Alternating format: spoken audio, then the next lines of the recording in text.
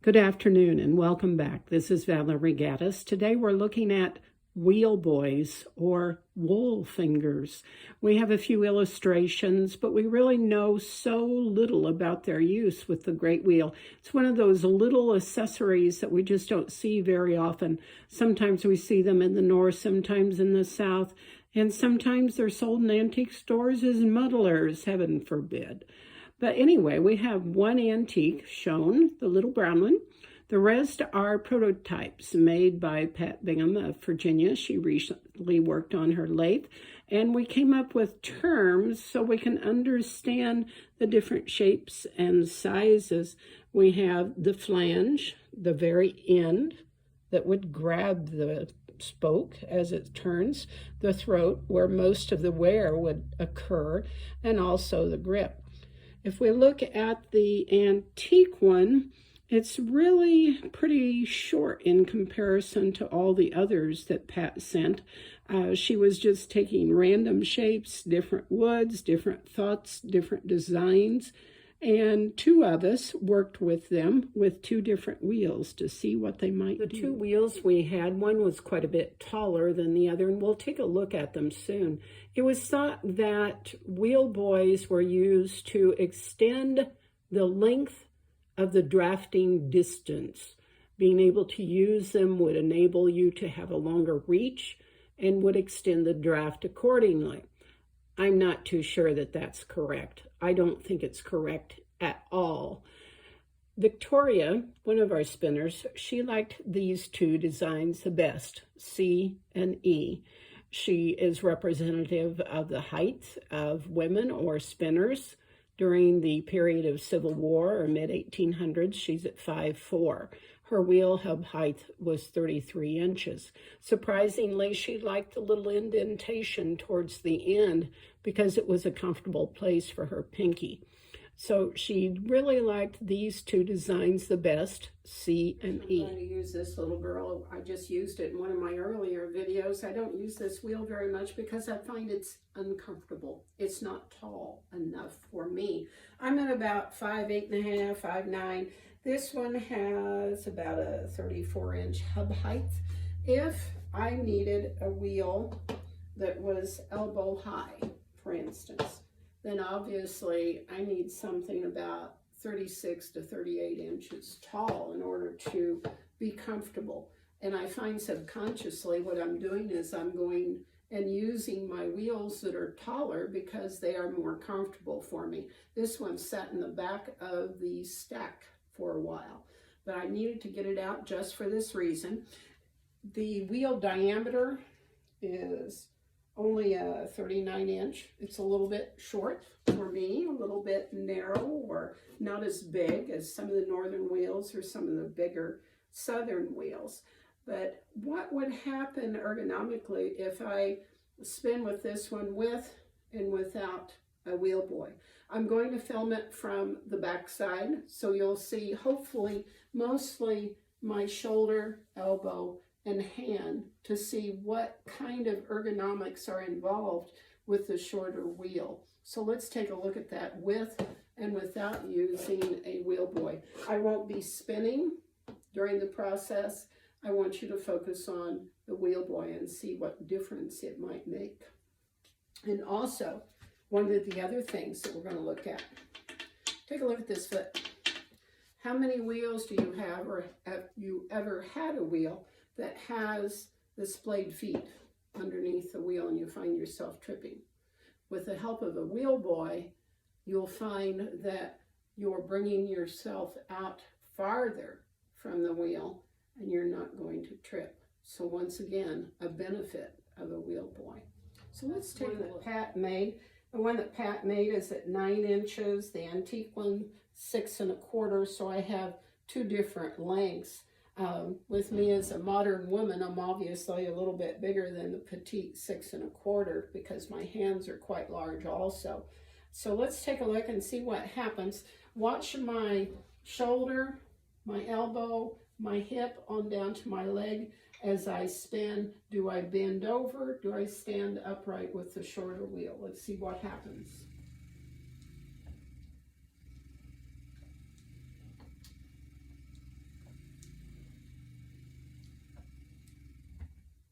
I think you could see that I was bending some at the waistline in order to, and also bending my leg in order to get that wheel spun. Now let's try it with the longer wheel boy and see if there's any difference. I can feel quite a bit less pressure and stress on my hip, on my leg, and on my shoulder as well by using the longer one that Pat made. And that one's at 9 inches. Let's try the 6 1/4 one and see what difference I might have there. Let me get some of the cotton off of the spindle. Okay, we're at 6 1/4, the antique one.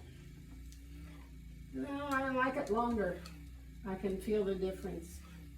I'm still bending a little bit for my height for this wheel at 6 1/4. So if I were more the height of, let's say, the woman 150 to 200 years ago, the 6 1/4 would be quite adequate. With this one, I really prefer this one as far as the length, the 9 inch, and it's got a little bit longer throat. And you might have noticed also, let's take a look again at the distance from my foot to the leg, if you can see it in the video, the leg of the wheel. There it is with the wheel boy. And let's try it without the wheel boy. I'm closer, I'm probably within 2 inches of that foot or that leg that's sticking out. So some of the benefits might have been ergonomic. It's not necessarily for the longer draft length, but we're probably looking at more relief for the hand, the grip, and also for the shoulder and the back area, maybe even the knee, if after a long day of spinning. I can only imagine if I have been doing needlework all day long and I am knitting with some extra tiny knitting pins for socks or some other work, my hand's going to be cramped up. Feeling a wheel boy or a wool finger would really give some relief on the palm and the grip of that hand. But let's look at a larger wheel and see if there's any difference there. I wonder and speculate myself if a wheel boy or a wool finger might have been used by the infirmed or even a child. If a young child needed to be able to reach the wheel, would it give the child extra height to be able to work the wheel? Because it's often discussed, oh, that's a child's wheel, when in fact it's not. It's just a small wheel. So let's look at the bigger wheel and see if there's any advantages there with a wheel. We're at a larger wheel this time. This one is the tensionless early Virginia wheel, or we assume it's early Virginia. It's made around 1800 as far as we can tell. It is much taller wheel than the one we looked at just recently. The hub height is right at 39 inches. It's a 39-inch yardstick, if that makes any sense. The wheel diameter is about 42 inches, so it's much larger in design. It does have a wheel post brace. Something interesting here. Take a look at the feet. They don't come out near as much, but I do see a little dab of wear down there, like somebody's been kicking and grinding on it. So it could have been a problem for someone kicking it or tripping on it whenever they were spinning. But again, I want you to take a look at the back of my body, my shoulder, my elbow, on down to my hip and leg. Does it make any difference ergonomically with or without a wheel boy? I think that's what we really need to focus on right now. I'm not going to spin any fiber. I just want to concentrate on using the wheel boy. I'm going to use the first one that Pat made. Again, this one's about 9 inches. The antique is 6 1/4. So they both have nice flanges on them. I noticed this one too, you may not be able to see it. It has some nicely turned spokes that grab that flange of the wheel boy. You might hear some popping of the wheel, and that's typical of wooden pins for spokes. They pop and carry on. I'm not really feeling any stress. I'm using the 6 1/4 inch wheel boy. Very comfortable. Now let's switch out to the 9 inch wheel boy. No bending at all. The 9 inch is much more comfortable for me. I find the longer throat though on the wheel boys, this part, it will end up going through the wheel, poking into the post. So sometimes a shorter throat design is much better. So here we go again, the 9 inch. The 9 inch for me is preferable. So let's try it without the wheel boys to see if there's any difference ergonomically in the taller wheel for me. Probably not much. I really don't need to bend. I don't need to reach. It's very comfortable spin for me near the hub. So a wheel boy on the taller wheel for me may not be of any advantage unless it had splayed legs down at the bottom that kept tripping me. That would be a problem. Let's try something else though. I'm curious about wheel boys. Would they have been used for children to spin the large wheels because they couldn't reach very well? I'll try my best to imitate a child, but I don't think I'll be real successful at it. We often discuss there's no such thing as a child's wheel because a child could reach a regular wheel. Could they? We really don't have any illustrations, any proof, any evidence, but it's kind of fun to speculate, don't you suppose? So I'm on my hands and knees, and let's pretend I'm a child trying to spin a large wheel. Now, I would have a much shorter reach, obviously. Let's suppose my reach was only that. I can't get up around the top very well. But let's suppose I'm a child and I have a short reach. Can I reach around with a wheel boy? I think so. It's a thought. Or if I were in a seated position, would it help me spin?